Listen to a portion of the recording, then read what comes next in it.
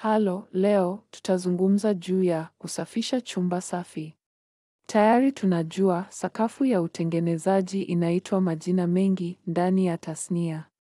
Chumba safi, sakafu, sakafu ya duka na sakafu ya utengenezaji na bila shaka chumba safi. Ili kufanya usafi wa sakafu ya viwanda, kila kampuni ina utaratibu uliothibitishwa ambayo inahakikisha kwamba baada ya kusafisha fulani kufanywa, hakutakuwa na uchafuzi uliopo na unafuata tu utaratibu huo. Baada ya kufanya na kusafisha, mtu kutoka idara ya kudhibiti ubora atakuja na kuchukua sampuli za swab za nyuso tofauti zilizotajwa katika utaratibu. Kisha jaribu sampuli katika maabara. Matokeo ya mtihani yatathibitisha kuwa hakuna uchafuzi uliopo na kusafisha kwako kulifanikiwa. Kuchukua sampuli za swab sio kazi ya fundi wa utengenezaji, lakini unapaswa kujua mchakato huu. Utaratibu huu wa kemikali nyingi moja baada ya nyingine hufafanuliwa katika soap yako ya kusafisha. Utaratibu huu unakuambia hatua kwa hatua jinsi ya kufanya kusafisha chumba safi. Hebu tujadili misingi ya kusafisha hizi. Mara tu unapoelewa misingi, ungejua umuhimu wa kusafisha. Kama kanuni ya kidole gumba, daima kuna aina tatu tofauti za kemikali za kusafisha, ambayo hutumiwa kwa ujumla kuua aina zote za vijidudu. Lakini bidhaa moja ya kibiashara ambayo hutumiwa katika biotech na madawa ni sabuni. Ndiyo, sabuni ya kufulia au sabuni ya kuosha dish. Sabuni hizi mbili hutumiwa na wakala wa ulinzi wa mazingira pia. Labda umeona mafuta ya petroli ya Uingereza yanaongeza ambapo walikuwa wanaosha viumbe na sabuni ya kuosha sahani down baada ya mafuta kumwagika baharini. Unakumbuka haki hii? Hatua ya sabuni kawaida ni ya kwanza, tunaosha uso kwa sabuni. Inayofuata, tunapaswa kuelewa kuwa kuna aina nyingi tofauti za aina za vijidudu. Tuna spores, tuna virusi, tuna kuvu na bakteria. Kwa hivyo aina tofauti za bakteria huuawa na aina tofauti za mawakala. Kwa hivyo ili kuua aina zote tofauti, tunapaswa kutumia kemikali chache tofauti kwa utaratibu fulani moja baada ya nyingine. Wacha tuseme tulitumia SporeCleanse, chapa hii ya spores za kuua kemikali. Sasa tunapaswa kuua vijidudu vingine, kwa hivyo ijayo tutatumia pombe ya IPA isopropyl, nguvu ya 70%. Vile vile, kunaweza kuwa na kemikali nyingine ambayo kampuni hutumia kusafisha yao. Hebu tuelewe kemikali hizo na utaratibu wa kusafisha na mlolongo wa kemikali. Mara baada ya kuelewa dhana, haijalishi ni kampuni gani unafanya kazi. Kwa kuwa unaelewa mambo ya msingi, kazi yako itakuwa rahisi kutekeleza. Tangu wakati huo, tulizungumza juu ya sabuni kwanza. Hii ni hatua ya kwanza ya kusafisha. Ni kama kuosha nyuso zote kwa sabuni ya sabuni. Umuhimu hapa ni kwamba sabuni inaweza kuosha kemikali zenye nata ambazo zinaweza kumwagika kwenye kuta au dari ambazo haziwezi kuonekana kwa jicho la uchi na ngumu kuchukua na kusafisha mara kwa mara kwa sababu ya unene wao au asili ya kunata. Pia kunaweza kuwa na mabaki ya kemikali kutoka kwa utengenezaji wa mwisho ambayo haiwezi kuonekana kwa jicho la uchi pia. Kuosha vizuri kwa sabuni kwa msaada wa mop ni hatua ya kwanza ya kusafisha. Kanuni nyingine ya kidole gumba hapa ni kwamba tunatumia three bucket system. Wacha tuelewe three bucket system na ni muhimu. Kama unaweza kuona upande wa kulia wa skrini, ina sehemu tatu tofauti katika troli hiyo. Kulingana na mahitaji ya GUMP, inazuia shughuli au harakati za mop kwa njia fulani, kuacha mop yenyewe au sabuni mchanganyiko wa maji kutoka kueneza vijidudu. Kuchukua vijidudu vilivyokusanywa kutoka kwa mop, kutelezesha kutoka kwa uso ambao unasafisha, ukiipiga kwenye finya kuruhusu kiowevu kichafu cha mop nje kuwa empty. kwa taka, ndoo. Hebu tuelewe hili kwa undani. Lakini kabla ya kuingia katika maelezo ya jinsi ya kusafisha vizuri, inaruhusu kuelewa kilicho upande wa kushoto wa skrini yako. Hii ni madhubuti kwa ujuzi wako kuhusu ni aina gani ya vifaa pedi ya kusafisha inapaswa kufanywa. Pedi ya mop haipaswi kumwaga chembe yoyote, kama wakati mwingine karatasi na vitu vya pamba vinaweza kumwaga, kama vile lint kwenye sweta yako ya woolen. Kwa hivyo kufuta au pedi za mop zinapaswa kufanywa kwa ubora huo, ambazo hazitoi chembe zozote ambazo zinaweza kuingia kwa bahati mbaya kwenye dawa, kama wakati mwingine chembe hizi ni ndogo sana, ambazo haziwezi kuonekana na jicho la uchi. Na hatutaki kuchukua hatari yoyote na madawa ya kulevya. Hayo tu. Hizi ni kemikali kuu tatu pamoja na sabuni kwenye skrini yako. Kwa hivyo kila wakati kusafisha msingi na sabuni kwanza. Decon ni kemikali ambayo husaidia kuondoa kemikali za kunata za uso. Spore Cleanse inaweza kuondoa spores. Kemikali ya mwisho ipa isopropyl pombe husafisha bakteria wengine. Mlolongo wa kemikali hizi utatolewa kwako kwa utaratibu na kampuni unayofanyia kazi. Kama unaweza kuona juu kushoto strain picha namba 1, ndoo mopping mfumo. Ina vyumba 3 tofauti, tu juu ya mbali kulia chumba kuna ring finya. Baada ya mop sakafu au uso wowote unaweza kuleta mop hapa na kubana maji chafu taka kwenye chumba chini. Katika picha namba 2, angalia mshale wa kijani unaelekeza kwenye ring ambapo ungefinya mop kuruhusu maji machafu ndani ya chumba cha taka chini yake. Unaweza kuona kwamba katika picha namba 6, sasa angalia picha namba 4, kumbuka kitu kimoja, kwamba si basi mop kugusa chini ya ndoo katika vyumba vyote wakati wa kuzamisha mop. Ya 3 upande wa kulia ni kwa ajili ya taka dripping kutoka kwa kubana ring, si kuzamisha mop yako ndani yake. Hii ni chafu maji taka. Baada ya kuchimba mop katika chumba kimoja, kama picha 4, tilt na pembe mop, kwa hivyo sabuni ya ziada au dawa ya kuua vijidudu inarudi kwenye ndoo. Unaweza kuona hii katika picha nambari 5. Sasa chukua mop kwa kituo cha ring na kuifinya. Katika hatua hii, umeosha mop chafu kwanza katika chumba cha kuua viini kwa kutanuka, kisha umefinya nje kama mop chafu sana kwenye ring ili kubana kiowevu chochote kilichobaki. Unaweza kuwa na uchafu, lakini ulisafisha zaidi kabla ya kuzamisha mop nyuma kwenye ndoo ya juu tena, ambapo suluhisho safi ni. Kumbuka dhana hii. Wakati wa kuzamisha ijayo ndani ya dawa safi ya kuua vijidudu yako, inapaswa kumwaga uchafu mwingi kutoka kwa kutelezesha awali kadri uwezavyo. Sasa, kuna tahadhari ambayo ungechukua kila wakati unapofinya mop. Lazima usikie mbofyo thabiti. Hii ni utaratibu uliowekwa ili kumruhusu fundi kujua kwamba hii ni mbali kama unaweza kuifinya. Usibonyeze lever chini zaidi baada ya kusikia bonyeza thabiti.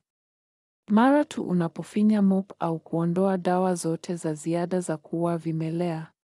Ifuatayo, unasafisha au kuua uso na mop, kwani unaweza kuona nambari ya picha 2 kwenye skrini yako. Kumbuka mchakato wa kusafisha ni muhimu kuua vijidudu kutoka kwa uso au sakafu. Baada ya kusafisha uso, unahitaji kusafisha kundi lako. Kwa kusafisha kundi lako, weka katika chumba cha kati au cha pili. Baada ya kusafisha uso, chumba hicho pia huitwa chumba cha kukojoa. Weka tu mop ndani yake. Vumbi la mop yako limeondolewa au kufutwa katika chumba hiki, bila kugusa chini ya uso wa chumba, kama unaweza kuona katika picha namba 3 kwenye skrini yako. Baada ya kusugua mop katika chumba cha kati, mop hii ina maji mengi au dawa ya kuua vimelea. Kisha ondoa nyenzo hii ya ziada kutoka kwa kundi lako kwa msaada wa uringer. Mchakato sawa kama unavyojifunza hapo awali. Finya tu mop na kushughulikia. Kwa hivyo maji yote ya ziada au kemikali imetoka kwenye chumba cha taka. Sasa mop yako ni safi. kisha kuichonga katika chumba safi cha kuua vijidudu au sabuni, kama unavyoona katika picha nambari 5 kwenye skrini yako. Nafinya mop kwenye wringer, kwa hivyo sabuni ya ziada au dawa ya kuua viini inaweza kuondolewa, kwani unaweza kuona picha nambari 6 kwenye skrini yako. Sasa, kundi lako liko tayari kusafisha uso. Huu ni mchakato wa kurudia. Unahitaji kukumbuka mchakato huu kutekeleza jukumu lako kwa ufanisi kama fundi wa utengenezaji. Jambo moja muhimu kwako kujua ni kwamba germs inaweza kupatikana kwenye uso wowote wa chumba safi, kama dari, kuta za upande na uso wa ardhi. Kwa hivyo, unahitaji kujifunza mbinu ambayo unahakikisha jinsi ya kufunika nyuso zote, jinsi ya kuanza kusafisha nyuso hizi au katika mlolongo fulani ili kuhakikisha kukamilika kwa mafanikio. Ikiwa unajua mlolongo na sababu ya umuhimu wa mlolongo, wewe ni mwerevu kuliko dubu wastani. Nina hakika umesikia juu ya ujinga huo. Kwa kusafisha nyuso hizi, daima fuata njia ya juu hadi chini. Kumbuka, unahitaji kusafisha dari ya chumba safi kwanza, kisha kuta za upande na kisha sakafu kama unavyoona kwenye skrini yako katika picha nambari 1, 2 na 3. Hebu tuelewe sababu ya njia hii. Ikiwa ulisafisha uso wa chini kwanza na unaanza kusafisha dari, katika kesi hii vijidudu vyovyote vinavyoanguka kutoka kwa dari vitaanguka kwenye sakafu safi. Sababu nyingine ya njia hii ni upatikanaji wa kila sehemu ya dari na kisha kuhamia kwenye kuta na kisha kutua kila kitu juu hadi chini. Kwa njia zingine zote huwezi kufikia na unaweza kusimama katika nafasi sahihi ya kusafisha. Huu ni utaratibu uliothibitishwa. Fuata detailing kwanza, kuta zifuatazo, sakafu ya mwisho. Kwa kuongezea, kumbuka kuwa unahitaji kuangalia mop yako kwa vipindi vya kawaida vya wakati baada ya kutelezesha chache ili kuona ikiwa ni chafu baada ya kusafisha au katikati ya kusafisha. Mara baada ya kuona mop ni chafu tu kidogo, mabadiliko ya mop mara moja. Endelea kuangalia mop na kubadilisha ikiwa chafu baada ya kusafisha au kati ya kusafisha. Rahisi kama hiyo. Harakati ya mop, hii ni ujuzi muhimu wa kujifunza jinsi ya kukosa uso wowote. Hebu tuseme ikiwa uko tayari kufinya sakafu baada ya dari na kuta. Anza kutoka nyuma ya chumba hadi mbele ambapo mlango wa kutokea uko, ambapo uliingia. Endelea kufinya na kusonga nyuma kwa sababu, unapomaliza kufinya sakafu, mlango wa kutoka utakuwa nyuma ya mgongo wako. Unajua ninachokizungumzia. Wacha tuseme unapiga moja kwa moja nyuma na mbele, hakikisha unafanya 25% ya mwingiliano. Usikose pengo kati ya kutelezesha moja kwa moja. Mafunzo ya kusafisha katika kampuni yako yatatolewa kwako chini ya usimamizi, kuweka sakafu yao akilini kulingana na taratibu na mbinu zao. Kwa muda mrefu kama una ufahamu wa kwa nini dari ni ya kwanza. Kwa nini mfumo wa bucket upo? Wewe ni fundi mzuri wa utengenezaji na kichwa kwenye mabega. Uelewa wa fundi ni muhimu kwa kampuni. Wakati shughuli za kusafisha zinatekelezwa, kuna sheria chache za kidole gumba unahitaji kukumbuka. Usichanganye kemikali mbili za kusafisha peke yako. Kunaweza kuwa na athari mbaya ambayo inaweza kusababisha matatizo ya kupumua kwa mafundi na watu waliopo. Hujui sayansi, fanya tu kile kilichoandikwa na uandike kile ulichokifanya. Ni rahisi kama hii. Tukujua mambo ya msingi.